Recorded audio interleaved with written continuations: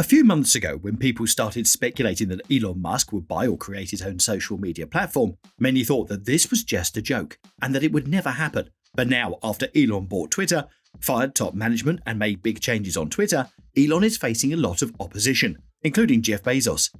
Of course, you remember how Bezos speculated that, after buying Twitter, Elon Musk would be influenced by China, which would censor specific topics and limit free speech on Twitter. Jeff has tweeted that it was interesting to think about whether the Chinese government had gained a little control over the town square. Well, after some time, this question got more and more press around it, but Elon Musk's crazy smart moves against Chinese control did a wonderful job of avoiding Chinese influence on Twitter. And it was not an easy process, because China has been one of the key markets for Tesla, which runs a gigafactory there.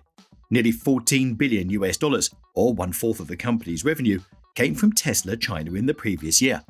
What's even crazier is that it has come to light that certain parts of Tesla automobiles heavily rely on raw materials mined and processed in China. Furthermore, Musk has revealed the important reasons why China cannot exert influence over Twitter, and it's important to note that China is the nation with the most troll accounts on Twitter. In addition, the reason Twitter is blocked in China is insane. After Musk bought Twitter, the founder of Amazon decided to take a jab at Elon Musk.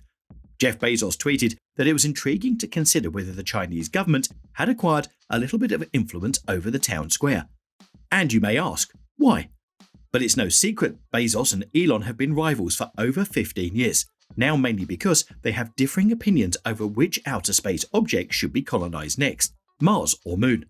And a rivalry between Musk and Bezos was ignited during their business dinner in 2004. When the two met, it was a tension-filled exchange. Christian Davenport's book, The Space Barons, records that Musk made clear he had supplied helpful advice to Bezos, but apparently it wasn't heard. So, it is not a mystery why Bezos would stir the pot to cast Musk's decision in a doubtful light. The reply from Bezos was probably not. In this case, a complication in China for Tesla is more plausible than Twitter restriction, he asserted. Bezos cited a blog article by a reporter for the New York Times, in which it was noted how crucial China was to Tesla's operations, noting it was the electric car maker's second largest market. And, due to this, China may now influence Twitter, according to the tweet.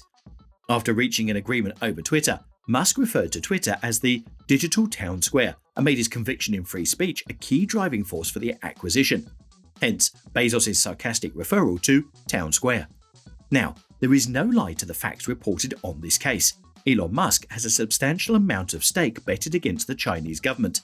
China is one of the main markets for Musk's company Tesla, which operates a gigafactory there. Tesla China contributed almost $14 billion, or 1/4 of the company's revenue in 2021. Before its automobiles are finished being assembled, they contain parts, most notably batteries, that heavily rely on materials mined and processed in China. Tesla has a cutting-edge facility in Shanghai, and just recently revealed intentions to construct a second factory. The second largest market for Tesla after the United States is China, which makes up a sizable portion of the market for the company's finished goods. But after China imposed COVID-19 restrictions, the relationships have changed a little. Tesla is having production issues in China, which was previously a promising market for the sale of Tesla automobiles. While Musk's Twitter antics may not worry Chinese customers, supply chain problems are affecting Tesla vehicle manufacturing. Delivering finished vehicles to the Chinese market is more difficult due to supply chain disruptions, and there's already a lot of competition from Chinese EV producers. The fact that Tesla had to close its production facility in Shanghai for an unspecified reason, a COVID-19 outbreak is believed as the culprit, however, adds insult to injury. All of this only serves to support Elon's case. Why would a free speech absolutist make policies that would align with a repressive regime? A regime that is inflicting nothing but loss right now on Musk's largest company. Here we can agree with Bezos' statement that complications with Tesla will be more possible than Chinese influence on Twitter. It's important to point out that, according to Elon, freedom of speech does not justify the spreading of negative messages, asserting negativity should and will get less reach than positivity. In the time of heightened division and mounting tensions, protecting our First Amendment rights online is essential. Musk explained his own definition of free speech, saying, "By free speech, I simply mean that which matches the law. I am against censorship that goes far beyond the law." And Bezos himself has a pretty cozy relationship with Chinese authorities. Although Bezos' business Amazon is present in China, it faces little competition from JD.com Inc., and Alibaba Group Holdings Limited, the two market leaders that only serve more benefit to Bezos. Musk and Bezos are two of the richest men in the world for many years already. Their feud, of course, makes big noise.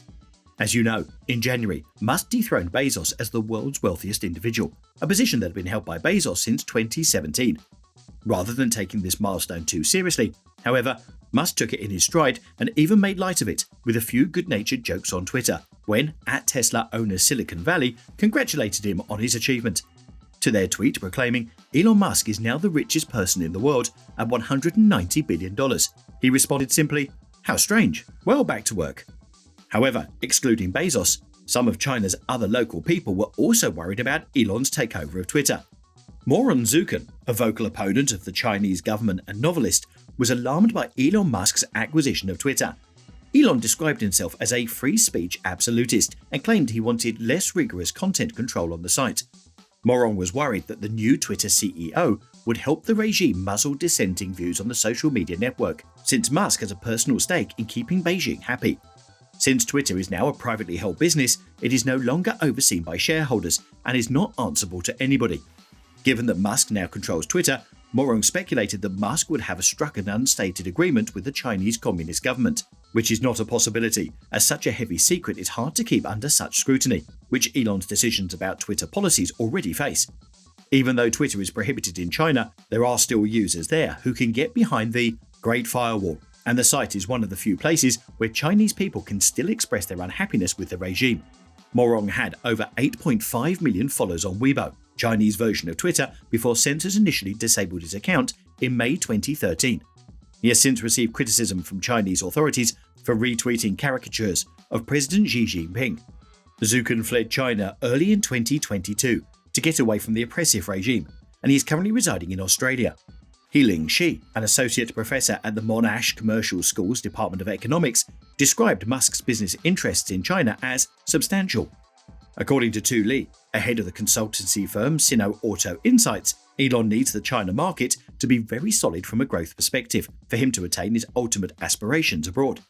So, whatever outlook the politicians and regulators may have of Elon's decision, he is walking a thin line of balance with the Chinese government. But there is one thing that Musk will not do: compromise on his beliefs, and free speech for all is one of them. That's it for today. Subscribe to our channel and hit the notification bell.